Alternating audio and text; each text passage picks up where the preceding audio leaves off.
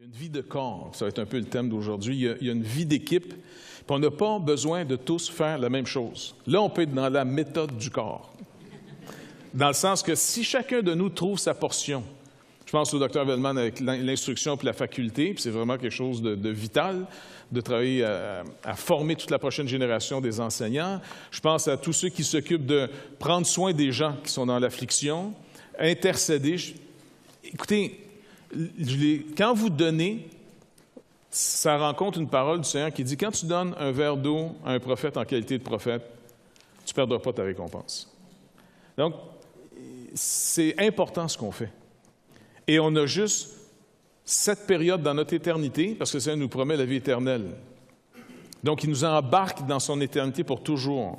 Mais dites-vous une chose, il y a seulement ici et maintenant qu'on va avoir la chance de servir le Seigneur comme on le sert. Quand c'est fini, puis on a des périodes, il y a des périodes. Paul nous dit pendant que nous en avons l'occasion. Ça veut dire qu'il y a des occasions que j'ai aujourd'hui que je n'avais pas, par exemple, il y a 10 ans. Il y a des occasions que je vais avoir peut-être dans 10 ans que je n'ai pas aujourd'hui. Ou les occasions que j'ai aujourd'hui que je n'aurai plus non plus dans 10 ans. Combien de temps on a encore que le Seigneur nous donne, on ne le sait pas. Mais ce qu'on fait, ça compte. Pas pour être sauvé, ça c'est l'œuvre de Christ. Mais le Seigneur nous rappelle dans sa parole, entre autres dans justement Galates 6.10 et aussi Hébreux 6.10, que Dieu n'est pas injuste pour oublier l'amour. Puis l'amour qu'on a pour Dieu se manifeste de manière très, très concrète. De toute façon, quand on aime quelqu'un, ça apparaît toujours dans ce qu'on fait. De la même manière que quand on n'aime pas quelqu'un, ça apparaît dans ce qu'on fait. Non, je vous le dis, on a des phases, hein? Et puis, je me rappelle à un moment donné, les diacres m'informaient que les dîmes baissaient pas mal. C'était une phase où il y avait eu un genre de conspiration dans l'Église, on était à Cartierville, puis il y a une couple qui ne m'aimait pas à Fios, pas en tout. Puis leur manière de me dire, on taillit, c'est-à-dire, je ne donnerai pas une scène. Je ne donnerai pas une scène à cette Église, sachant que, moi, j'ai une paye de l'Église, souvent. Et puis qu'il faut trouver l'argent pour payer les comptes, puis l'électricité, puis je veux dire, il faut rouler ça, cette affaire-là. Je veux dire, c'est pas... Et puis, c'est intimidant. C'est intimidant. Puis il te regarde le dimanche. Ça va? Puis moi, mon défi, puis je sais que c'était permis de Dieu. Tu sais, tout est voulu de Dieu. C'est pas compliqué, tout. Puis j'avais des leçons à apprendre dans ce temps-là. Parce que c'était fantastique, parce que longtemps, je me disais, wow, j'ai 1 heure pour régler mes problèmes, ça va? Faire savoir au monde ce que j'en pense, moi, un peu de... Et puis, le Seigneur me semblait me dire, non, c'est pas une bonne idée. Je l'ai appris vite avec ma femme. C'était pas à place pour essayer de passer un message. Non, c'est vrai, hein? Non, imaginez, t'es pasteur, ta femme est assise là, tu as 1 heure pour faire savoir, ou 45 minutes, tu sais, pour dire que, tu sais, les femmes qui aiment le mari, normalement... Fait que, bon, ça a été réglé assez tôt dans le ministère. Mais aussi, les gens avec qui tu as des problèmes dans l'Église. Que ce n'est pas en place non plus pour régler tes problèmes personnels avec des gens, tu sais, au nom du Seigneur. Bref, tout ça pour vous dire que l'amour se rend toujours manifeste par ce qu'elle fait, par ce qu'elle dit, par ce qu'elle est. Fait qu'au fond, on est animé de 2 choses possibles, l'amour ou la haine. Puis j'inclurais l'indifférence dans la haine. T'sais? Donc, on aime ou on est tellement centré sur nous que ça devient de la haine pour les autres. Quand tu as trop d'amour pour toi, c'est sûrement au détriment de quelqu'un. Parce que l'amour véritable, c'est pas soi, comme Pasteur Yann nous le montrait. Si j'aime le Seigneur, c'est inévitablement au détriment de ma personne. Sans que ça, en passant, c'est pas négatif, c'est très positif. Je veux dire, j'aime quelqu'un de supérieur et de beaucoup mieux à ma personne. Fait que l'amour, c'est toujours vers l'autre. Donc, quelqu'un de très narcissique, il y a quelqu'un qui résumait très bien l'idée, je pense que ma femme me dit ça derrière, le narcissisme, c'est de préférer l'image de soi à sa propre vie. C'est de préférer l'image qu'on donne, l'image qu'on a de nous-mêmes, à nous-mêmes. C'est incroyable. Et Christ nous délivre de ça. Il nous délivre de cette adoration de soi qui est la forme la plus subtile, mais qu'on transporte avec nous partout d'idolâtrie. Quand la parole de Dieu dans l'Épître aux Romains, il y a 10 ans qu'on l'a commencé. Ah! Là, j'ai été vite, celui-là ici. Non, mais quand on a commencé cette lettre, Paul rappelait que nous étions devenus des adorateurs de la créature plutôt que du Créateur. Et le premier réflexe qu'on a de penser à des adorateurs de la créature, c'est de penser finalement à des choses externes, jusqu'à ce qu'on s'aperçoive que la pire forme d'idolâtrie, la plus cachée, c'est l'amour de soi. C'est de plus s'aimer que d'aimer Dieu. Tout ce qu'on aime plus que Dieu est une idolâtrie. Aussi légitime soit-elle. Là. C'est ça. C'est pas compliqué, l'idolâtrie. Si on me l'enlève puis j'ai plus le goût de vivre, si on me la donne pas et je n'existe plus, alors ça, c'était mon Dieu. Et c'est la conquête, finalement, du Saint-Esprit. Quand il saisit nos vies, c'est pour amener et glorifier Jésus-Christ. En d'autres mots, toute idolâtrie dans notre vie va être abattue par le Saint-Esprit. C'est la forme de sanctification la plus radicale, mais elle est en opération au moment même où Christ nous est révélé pour qu'on se tourne vers lui, pour croire en lui afin d'être sauvé. On est sauvé d'avoir, au fond, on est sauvé d'être... comment je peux vous dire ça, là? On est sauvé du mauvais chemin dans lequel on marchait. On est sauvé d'avoir cru en nous, d'avoir cru dans ce qu'on a fait, d'avoir cru en quoi que ce soit qui va passer et non en Jésus-Christ qui demeure éternellement. Donc, c'est là-dessus que le Seigneur travaille toujours. Maintenant, après avoir tout expliqué ça dans l'Épître aux Romains, et là, on arrive au texte, Romains chapitre 12, on pourrait finalement résumer le restant de l'Épître avec la petite phrase suivante, que j'y retourne, sur que doit être notre attitude de croyant justifié face à... Quelle est maintenant notre attitude? Comment on doit considérer toute chose maintenant? Puisque, si nous avons cru en Jésus-Christ, nous sommes devenus des croyants justifiés. Des gens qui ont reçu finalement le pardon de leurs péchés et qui ont reçu aussi l'acceptation auprès de Dieu. Dieu nous devient maintenant favorable. Il n'y a plus, comme il nous était rappelé encore, il n'y a plus de guerre entre nous et Dieu. Nous sommes maintenant en paix, Romains chapitre 5, par Jésus-Christ. La loi de Dieu qui nous condamnait nous a amenés à celui qui a pris notre condamnation. Et elle continuera, si on ne regarde plus au Seigneur et on regarde à ce qu'on fait, cette loi continuera à nous ramener au point de la condamnation. Donc, soyez vraiment au clair sur l'Évangile, sinon vous risquez d'être découragés. Beaucoup de chrétiens ont abandonné de marcher avec le Seigneur parce qu'ils n'ont pas saisi le but de la croix dans nos vies. La croix, ce n'est pas un lieu pour être martyrisé. Tu sais, ce n'est pas un lieu où on prend ta croix, qui prend tes... Tu sais, souvent, les gens disent « Ah, ça doit être ma croix, tu sais, une maladie ou une femme ou un mari agréable. » Tu sais, les gens vont souvent classer ça dans la croix. Le genre fourre-tout général des choses bien plates de la vie. C'est pas tellement ça, je pense, la croix. La croix, c'est plutôt le lieu où j'entends mon pardon. C'est le lieu où ma condamnation trouve enfin sa paix. Le châtiment qui produit la paix. On est fait comme ça. Les psys ont beau travailler là-dessus, trouver toutes sortes de passes pour voir comment on peut redonner la paix à quelqu'un qui l'a perdu à cause de ses fautes. La Bible nous dit que le chemin est très simple. Sans châtiment, il n'y a pas de paix. Et même si tu veux annuler, nier, ça va sortir ailleurs tout croche. Et ta vie va se détruire. Tu vas te détruire. Il y a des gens qui se tuent à la fin de dire « je vais faire justice ». Judas s'est tué, ne pouvant supporter le mal qu'il venait de faire. Il s'est tué. Il s'est pendu. Pierre, par contre, avait trouvé le trésor de la croix. Jésus-Christ. Je veux dire, c'est les mêmes... les deux gars sont pareils. Un l'a vendu, mais l'autre l'a renié. Et Pierre, Quand il a renié le Seigneur, c'était pas juste, non, tu sais, en disant, oh, c'est bien moins grave, Pierre. Pierre, là, il a juré. Il a engagé Dieu, puis il a dit, je mets ma vie, que Dieu me tue, que Dieu me maudisse si je connais cet homme. Je ne le connais pas, je le jure.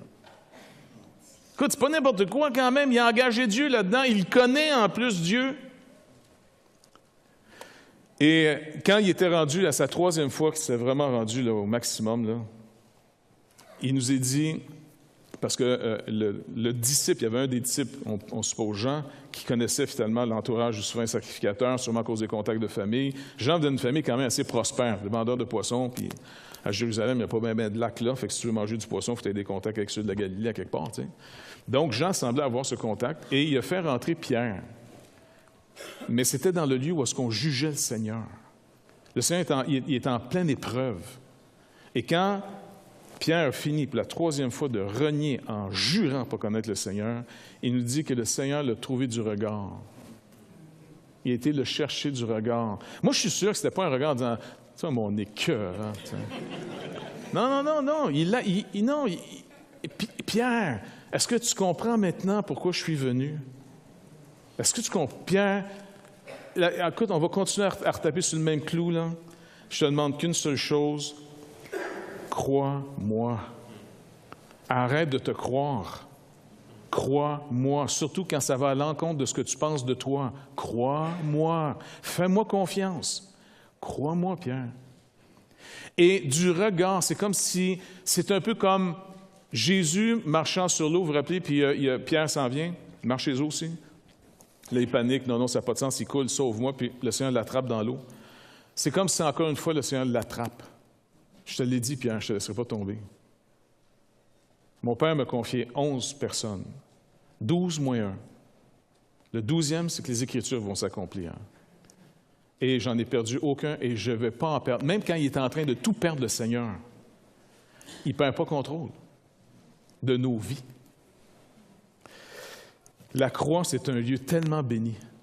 Paul parle de ceux qui ignorent la croix, qui ont abandonné, qui sont devenus ennemis de la croix. Il dit, j'en parle avec larmes. Ils n'ont rien compris. Ils n'ont pas compris. Donc, ne fuyez pas votre culpabilité qui vient de la loi. Ne fuyez-la pas, regardez-la bien en face. Réjouissez-vous, c'est la vérité. Maintenant, elle n'est pas complète tant que vous n'entendez pas à la croix du Calvaire, mais maintenant, c'est mon péché. Ton péché, c'est mon péché. Ma justice, c'est ta justice. Toi, tu es mon péché. Et je dois en mourir. Moi, je suis ta justice. C'est pour ça que tu vas vivre pour toujours avec moi. Et rien pourra te séparer de l'amour de Dieu qui est rendu manifeste à la croix du Calvaire. C'est pour ça que la croix, c'est une bonne nouvelle. Terrible nouvelle pour un Adam, parce que c'est là qu'Adam finit. C'est fini, Adam. Adam finit à la croix. Le diable finit à la croix. Le monde finit à la croix. Tout finit à la croix, mais pour le croyant, maintenant, tout commence à la croix. Tout devient nouveau. Tout recommence à la croix. D'enlever la croix, c'est de trahir le monde si on est l'Église. Si l'Église veut être vraiment une trahison au monde et à Dieu, elle devient agréable, elle dit aux gens ce qu'ils veulent entendre, puis elle enlève la croix. Elle enlève la croix. Puis elle parle de toutes sortes de choses, comment on peut améliorer les gens. Puis on enlève la croix. Plutôt que de dire non, laisse la loi continuer à te crier dans les oreilles. Tu sais, comme un genre de... Tu sais, les gars qui forment dans l'armée, là, tu sais, il y a ces genres de... Je ne sais pas comment ils s'appellent, ces gars-là, mais c'est ta mère, ça, dans l'armée. Tu vois? Tu vas le voir au lever du matin, tu vas le voir le midi. Puis quand il te parle, là, c'est un genre de face, ceux qui ont connu Ed Lutz, là, il me semble qu'il Ed Lutz, c'est un pasteur à Lennox, à Baltimore, là. C'est ça. Même sa voix te déchire les tympans. Tu comprends-tu? Et on dirait qu'ils ont juste assez de poils là, pour que ça soit piquant et irritant. Puis quand ils te parlent, là, ils soufflent dans tes bronches. Ils te parlent à 2 pouces, puis ils te font savoir. Puis jamais il y a un sourire. C'est la menace totale. C'est la loi. C'est pour ça qu'on la fuit quand on la voit arriver, la loi. On essaie de la tuer, la loi. on essaie de la vaincre, la loi, en disant, non, on va faire ce que tu dis. On va te fermer la boîte, hein? On va faire ce que tu dis. Puis la loi te pogne encore. Non, c'est pas juste pas faire d'adultère. Je te vois juste y penser. Je veux même pas que tu convoites. Oui, mais, écoute, tu veux-tu que j'arrête de respirer? Oui, je veux te tuer. C'est ça qu'a dit la loi en réalité. Je veux te tuer, je viens mettre un terme parce que tu es une disgrâce. Tu es une honte. Tu es une disgrâce à ce qui doit être, à ce que Dieu a créé, à ce que Dieu a fait. C'est ça qu'a dit la loi. C'est son seul rôle. Dieu a créé un être humain et moi, je dois y amener un être humain. Tu dis, mais tu vas me dire, ça, c'est un être humain?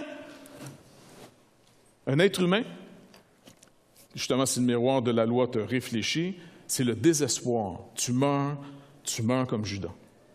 Par contre, si le Saint-Esprit te fait juste dévier un petit peu le miroir, comme Pasteur Réal montrait, là, il te montre Jésus-Christ. L'homme, voici l'homme, ecce homo, voici l'homme. Et le Seigneur dit maintenant, en moi, ceux qui mettent leur confiance en moi, vous êtes mis à mort par rapport à la loi. Ce n'est pas la loi qui est détruite. La loi, tu ne peux pas la détruire. Écoute, est-ce que vous pensez que la loi étant détruite, Dieu dit, bien, la loi est détruite, les gars. Il faut aller voler maintenant. Si vous êtes chrétien, si vous n'êtes pas chrétien, il ne faut pas voler. Mais si vous êtes chrétien, là, vous n'êtes plus sous la loi, fait que, tu sais, c'est beau. T'as-tu fait ton péché avant d'être sauvé ou après d'être sauvé? Non, je vous dis, il y a des gens qui ont un concept de la grâce. Des fois, tu te dis, wow, c'est devenu finalement le passeport pour Sinland. Honnêtement, j'ai entendu des histoires des fois, hein? L'histoire d'un pasteur qui avait trompé sa femme avec une femme de l'Église, était parti avec, lâché tout le monde, ça a humilié les enfants, l'Église était humiliée au complet. Je veux dire, c'était vraiment pas n'importe quoi, puis le gars s'en va, puis tu sais, quitte à en mettre un peu, il part avec la petite caisse, on va dire. Pour ceux que ça ne dérange pas les divorces, mais l'argent, c'est grave. Bon, disons qu'il se mort à la petite caisse aussi. Et 1 an ou 2 plus tard, il revient, repentant. Il est repentant pourquoi? Peut-être qu'il ne l'aime plus, là. Peut-être qu'il n'y a plus d'argent dans la petite caisse. Puis le pasteur qui nous racontait l'histoire en disant, j'ai vu ce gars-là arriver, puis il faisait pitié, tout ça. Après ça, il a dit, écoute, as-tu encore une place pour moi à l'Église? Certainement, il dit. Alors, prends ton pupitre. Moi, j'étais là, attends, wow. Pas sûr, tu sais. Puis là, il dit, ah. Puis là, c'était prêché à la grosse convention, tu sais. Puis il y en aurait dans certaines églises qui l'auraient mis sous discipline ou qui auraient dit, wow, attends une minute, on va, tu sais, un temps de probation pour voir, tu sais. Non, nous, on croit tellement à la grâce qu'on dit, oui, reprends ton pupitre, prêche. Moi, j'étais là, oh boy, c'est moi ça que Non, il me semble que j'ai pété la gueule d'abord, puis après ça, on dirait, tu sais, on va réfléchir comme il faut, là, puis avant de prendre le pupitre, on va voir, tu sais, il y a quelque chose qui ne marche pas, toi, dans ta tête, là, tu sais, on va s'asseoir avant, puis là, je me dis, ben, hey. Puis là, à l'époque, tu sais, t'es devant tes pères, fait que tu dis, ben, ça doit être moi qui est dans le tort, fou, une chance pas arriver chez nous, ça, tu sais. Jusqu'à force d'étudier en disant, non, c'est pas ça pantoute, là. C'est pas ça, la grâce, c'est, attends, wow. Quand tu relis des histoires comme, puis lui, il n'a pas fait grand-chose de si grave, en tout cas, à nos yeux, Jean-Marc. Jean-Marc, c'était un jeune que l'apôtre Paul et Barnabas avaient amené avec eux dans leur premier voyage missionnaire. Puis, on ne sait pas pourquoi, pour X raisons, bref, il a décidé de retourner chez eux, en plein milieu du voyage, ou même au début quasiment du voyage. On n'entend pas trop parler. Puis, après Acte 15, ils ont dû s'expliquer à Jérusalem parce que l'Évangile allait tellement bien chez les païens que les croyants juifs, eux autres, paniquaient parce qu'ils disaient, écoute, c'est du désordre, ils mangent du cochon, je veux dire, écoute, ça n'a pas de sens, parce qu'ils disaient, il faut quand même mettre des règles. Paul essaie d'expliquer, non, ce fardeau-là qui a été mis sur nous, ça avait un but, ça l'a rencontré, le but. Puis, vraiment une grosse discussion jusqu'à ce que l'Église de Jérusalem saisisse mieux pour dire, OK, on va donner une recommandation pour qu'il y ait une transition sans division dans l'Église entre les Juifs et les païens. Bref, il donne des lettres et puis là, c'est temps de repartir. Et Paul, avec Barnabas, inévitablement, il se prépare à repartir. Et là, Barnabas, vu que c'est son neveu, ou cousin, je ne sais pas trop, Jean-Marc, Et Barnabas, c'est vraiment un homme, c'est le gars qui croit le meilleur de ta personne. Tu sais, quand tu vas pas bien, là, tu as besoin de Barnabas dans ta vie. Quand on veut croire la grâce de Dieu pour la vie de quelqu'un, il faut aller chercher un Barnabas. Barnabas, c'était vraiment le gars le plus incroyable. Donc, lui, il reprend pas Timothée, mais Jean-Marc. Paul dit non. Jean-Marc, il ne s'en vient pas avec nous autres. Là. Et il dit qu'ils ont eu une discussion jusqu'à ce qu'elle soit vive. Ça veut dire, tu sais, qu'il était dans la joie du Seigneur. Donc, ils ont parlé vivement du sujet, puis à un moment donné, ils se sont dit, écoute, on est mieux de se séparer ici. Donc, ils ont géré, au fond, leurs différends, parce qu'ils n'étaient pas du tout d'accord sur de ramener Jean-Marc. Alors, Barnabas a pris Jean-Marc, est parti, et Paul est parti avec un autre qui était Silas. La grâce de Dieu, la croix, la loi, ce n'est pas un petit sujet simple. Ce n'est pas quelque chose que tu règles justement dans une forme de méthode, tu sais, en disant « Ah là, un coup de passé ça tu en entends quelques heures. » Non, c'est une tension continuelle. C'est pour ça que j'aimerais vous le rappeler. Effrayez-vous pas, ne soyez pas désespérés. Ça va rester une tension continuelle entre la loi qui révèle que tu es un pécheur et la croix du calvaire qui te rappelle néanmoins que tu as été pardonné et tu es un juste. C'est ça sans arrêt. Et qu'est-ce que tu dois croire? Les deux. Tu dois croire les deux. Tu restes méfiant de ce que tu es, donc tu vas gérer ce que tu es jusqu'à ta mort, mais en même temps, tu te réjouis de ce que Dieu dit que tu es en Jésus-Christ. Tu dois te réjouir de cette espérance, tu dois te réjouir de ce que Dieu dit. La relation avec Dieu se bâtit sur ce qu'il dit. De toute façon, la relation avec n'importe qui se bâtit sur ce qu'on dit d'abord. Une maladie terrible, une maladie je ne sais pas comment on peut, parce que corriger dans les termes. Une maladie terrible, c'est de devenir paranoïaque. Hein? Ben, je ne sais pas que tu le lis, là, mais elle travaille là-dedans, c'est ça que... Non, mais tu comprends. Un paranoïaque, là, c'est quelqu'un qui est toujours en train de vérifier parce qu'il est sûr qu'il se fait niaiser. Et même, il découvre la grande conspiration finale. Si vous êtes paranoïaque, là, supposons qu'il y en a en ce moment dans l'Assemblée, vous êtes sûr que je parle de vous. Oui, c'est la caractéristique des paranoïaques. OK, qu'est-ce qu'il est en train de me dire? Tu vois? Fait que là, vous allez vous reconnaître, vous allez voir. Parce qu'il y a deux catégories. Non, vous allez voir, il y a deux catégories. Les hystériques qui sont là en train de dire « Ah oui, ça c'est bien lui! » Tu vois? Non, c'est à toi que je parle.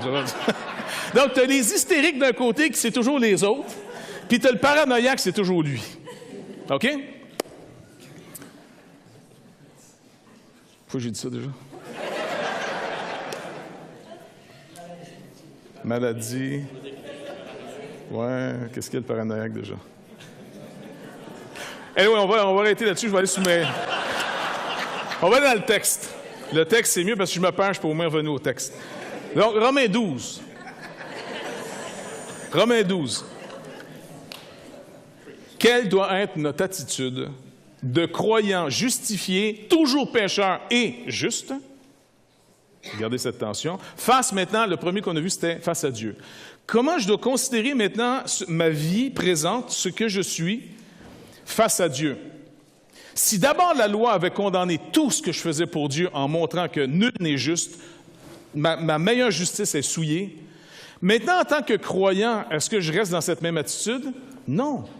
Je crois maintenant en celui qui justifie ce que je suis en train de faire. Écoute, c'est une libération incroyable.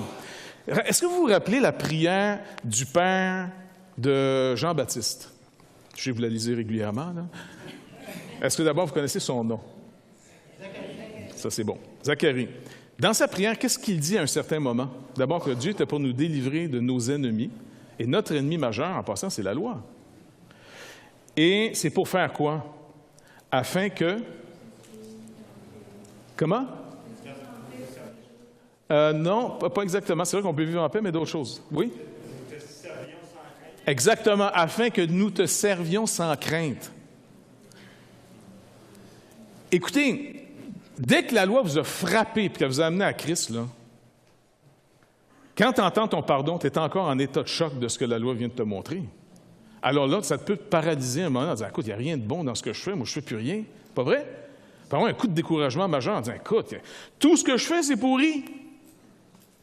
Qui connaît ses égarements, la parole dit? Qui connaît ses égarements? Savez-vous pourquoi vous êtes motivé de telle chose? Alors, j'aime tellement le Seigneur. Peut-être, mais pas sûr. Tu vois? Quelqu'un dit, moi, j'ai un appel pour le ministère. Super, pourquoi? C'est beau. J'aime ça, mais il me semble que si, là, on était assis devant, il y a des psys qui sont capables de vous fouiller jusque dans le fond de vos bottines. Et puis, ils pourraient vous dire, je te montre pourquoi tu es bien motivé de faire telle affaire. Et des fois, ils sont tellement perspicaces. Parce qu'oubliez pas, Adam, il peut avoir un rapport avec la loi, et par la loi, il peut faire un très bon diagnostic. Il peut commencer à vraiment vous descendre finalement dans toute votre motivation, puis tu finis en disant, mais tableau noir, c'est pourri mon affaire. Puis le Seigneur dit, en effet, mais serre-moi quand même. Mais Seigneur, écoute, pourquoi tu... Non, serre-moi sans crainte maintenant. Pourquoi? Je t'ai pardonné. Je t'ai non seulement pardonné, je t'ai justifié. C'est pas nécessairement plus juste que ce que tu fais qu'avant, mais tu vas le faire en reconnaissance. Tu vas le faire comme un être reconnaissant. Tu ne le fais plus d'abord dans l'adoration de ce que tu fais, parce que n'oubliez pas, tant et aussi longtemps que je n'ai pas vu l'œuvre de Christ et que la loi n'a pas détruit ce que je fais, je suis dans l'idolâtrie de ce que je fais. Je tripe sur ce que je fais. Je présente comme Caïn à Dieu le fruit de ma vie, qui pourtant a été maudite. Ma vie a été maudite, comme le sol avait été maudit. Et le fruit du sol est aussi maudit que le sol lui-même, puisqu'il il produit quelque chose de séparé, de maudit. Dieu n'en veut plus. Mais là, tu dis, mais Seigneur, qu'est-ce que je peux t'offrir? Maintenant, tu vas m'offrir à nouveau ta vie. Par reconnaissance, pas par motivation d'être accepté, il va falloir que tu crois que tu as été accepté en Jésus-Christ. Tu ne feras plus rien pour être accepté. Tu vas commencer à le faire par reconnaissance, c'est tout. Car si, je vais te le rappeler régulièrement, de toute façon, on a un budget pour ça, ne te casse pas la tête, ça va coûter très cher, mais on va le faire. On commence. Et régulièrement, vous allez avoir un drôle vous servez Dieu, et dès que vous commencez à dire hey, « Wow, je te loue, Seigneur, que je ne suis pas comme le restant de l'Assemblée. » Entre autres, comme Michel Bougie. Seigneur, je jeûne, puis je donne ma dîme. On s'en donne là, s'il vous plaît. C'est wow, tu sais, vraiment. Et là, la loi s'en vient. Headlots. Hey! Tu comprends? Et puis, il s'en vient te chercher jusqu'à tenter bottines. Tu comprends? Puis t'es là, non, mais quoi? Et là, il te ramène à ta condamnation. Qu'est-ce que ça dit? Mais c'est pour ça que je suis mort. Et là, il recapte ton regard. Jésus regarde Pierre qui l'a renié. On reconnaît que Pierre, c'est qui ton espoir? Est-ce que vous me suivez? Ça va être ça toute notre vie. Ça va arrêter quand on va mourir. Fait que vous voulez pas que ça arrête trop vite, hein? Ça va arrêter quand on meurt. Quand on meurt, on rentre à la maison. Vous êtes dans la phase de votre vie où le parfum qui est agréable à Dieu, la seule chose qui est agréable à Dieu, et de tout le reste en découle, c'est notre foi. Or, sans la foi, il est impossible de lui être agréable. Donc, c'est pas l'action elle-même, c'est dans quelle foi j'ai fait cette action, dans quelle reconnaissance. Il reste juste une chose au fond, c'est d'aimer. Qu'est-ce que tu veux faire d'autre après? Tu es libéré pour aimer. Aimer Dieu, et par amour pour Dieu, je l'aime, j'aime son nom, j'aime ce qu'il est, parce que son nom veut dire ce qu'il est, ce qu'il fait. Alors, inévitablement, j'aime son œuvre, j'aime ceux qui rachètent, j'aime ceux qui veut sauver, j'aime le monde qu'il a créé, j'aime ce qu'il fait. Quand t'aimes quelqu'un, t'aimes ce qu'il fait. Vos enfants, tu sais, les petits-enfants, quand ils arrivent, puis ils arrivent avec leur premier dessin, surtout si t'es grands-parents, c'est pire. Ils te montrent ça. Tu comprends? Puis là, tu prends le papier. « Oh, wow! Oui! » Non, il leur place. « Voyons, grand-papa, mets tes lunettes! » Ah, excuse-moi. Je ne sais pas trop dans comment l'interpréter. Ils sont brillants, cet âge-là. Ils ont compris des choses que nous, on ne comprend plus. Bref, là, tu es là. « Hey, wow! » Puis tu l'aimes-tu? Tu l'aimes, ce petit bout de papier-là, parce que c'est le petit qui l'a fait. Tu comprends-tu? Puis là, je te le dis. Tu mets ça sur ton frigidaire, puis les grands-parents en ont plein. À un moment donné, tu rentres dans une maison, et puis quand c'est le temps de le jeter, le papier, tu as l'impression que tu jettes le flot aux poubelles. Est-ce que je me trompe ou non? C'est rien que moi qui est fou, vous êtes? Mais est-ce que vous comprenez où je veux en venir? Si vous aimez Dieu, si vous êtes rendu dans une reconnaissance, si vous le contemplez, Ça vous a réconcilié à votre nature humaine, ça vous a réconcilié au monde. Tout en étant crucifié à ce monde, vous avez la compassion de Dieu pour le monde. C'est son monde. Il a créé ce monde. Les êtres humains, il les a créés à son image.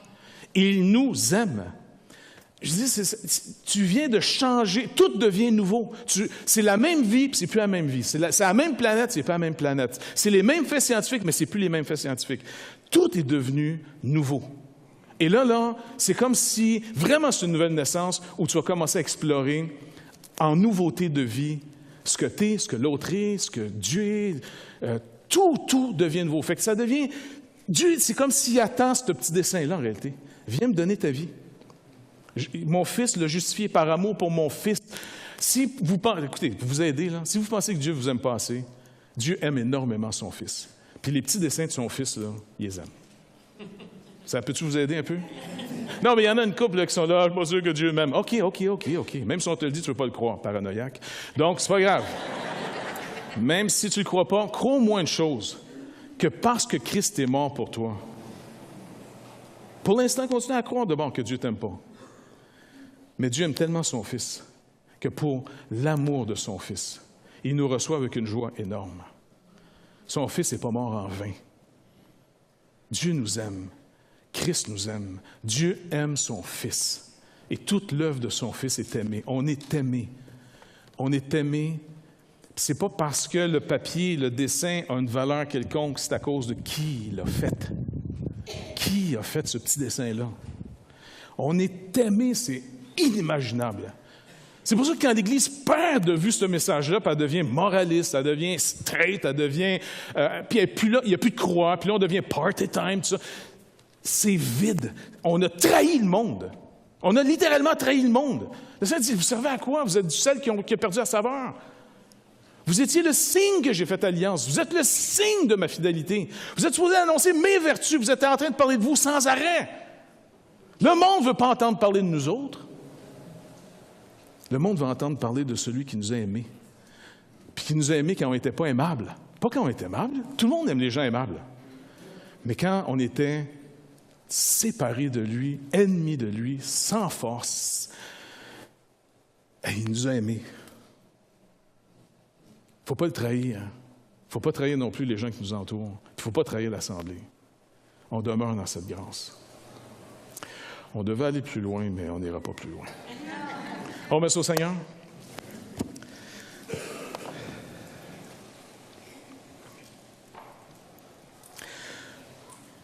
Seigneur, cette œuvre de la croix, mon Dieu, continue à nous la révéler, parce que c'est vraiment le cœur de tout. Et trop souvent, on a fait du moment de la croix juste un moment pour rentrer puis de passer à autre chose, quand tout se passe là, sans arrêt. Seigneur, merci et sois béni pour ta loi qui dit la vérité. Elle dit vraiment la vérité. Elle ne nous trompe pas sur ce que tu dis avoir créé, sur l'attitude qui devait en découler, sur notre comportement, sur toute chose. Ta loi, elle est parfaite. Quand on la contemple, quand on l'étudie quelque chose d'une merveille totale. Mais en même temps, cette loi nous montre qu'on n'est plus du tout ce que tu as fait. Et Seigneur Jésus, tu es venu dans ce monde.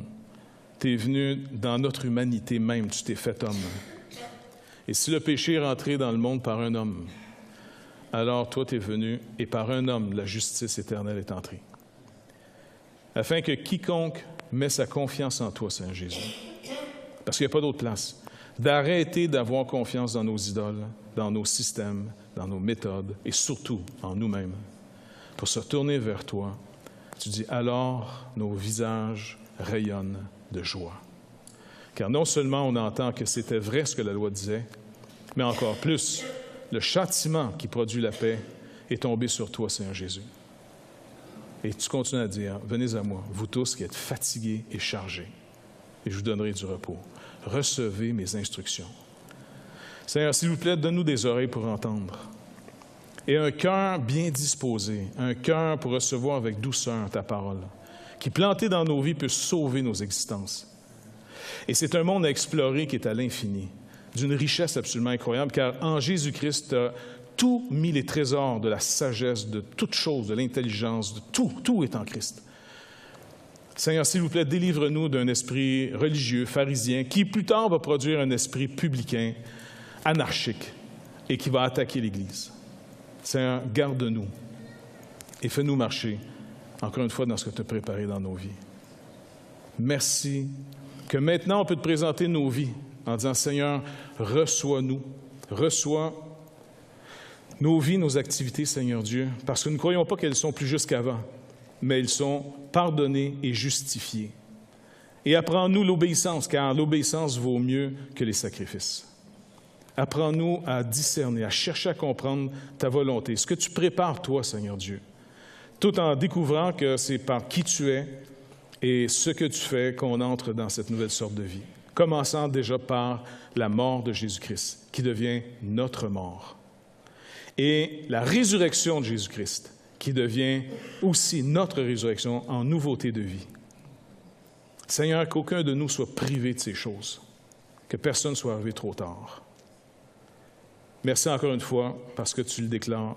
Par la communion qu'on a prise, Seigneur Dieu, au pain et au vin, Seigneur Dieu, c'était une communion à cette mort qui est la tienne. C'est mon corps qui est brisé pour vous et ton sang qui est versé pour nous, Seigneur.